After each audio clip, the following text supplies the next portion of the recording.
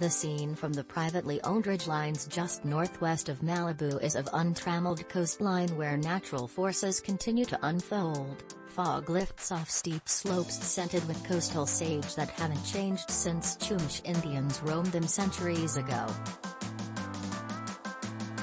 The only sounds are of surf crashing against the base of fortress-like mountains with panoramic views of dolphins, sea lions and gray whales swimming free about an hour's drive from Los Angeles.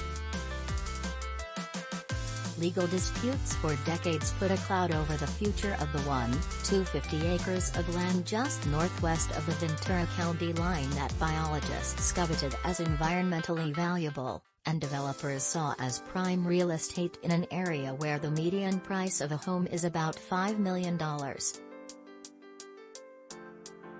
The combatants included would-be developer Harry Mansdorf, now deceased, whose family had purchased the property over 4 decades ago with proceeds from their aircraft business.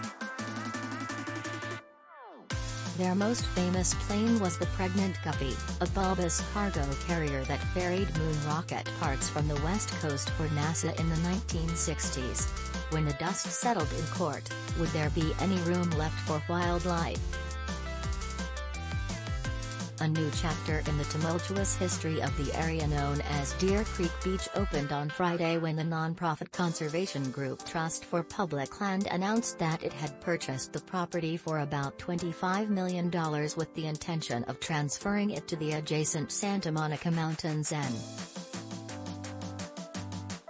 On a recent morning, Guillermo Rodriguez, the Trust's state director, stood on a stretch of windswept beach where Deer Creek flows into the ocean and said, "Everywhere I look here makes me happy, and we are its proud owners." 1,207,861 Malibu land donation. CMC. The acquisition highlights a growing belief in Southern California that undeveloped land need not be just another commodity for high bidders. "Protecting places like this," said Suzanne Good, a retired environmental scientist, "lets people know what the Southern." Pausing to collect her thoughts, she smiled and then added, "It's also a huge win for mountain lions.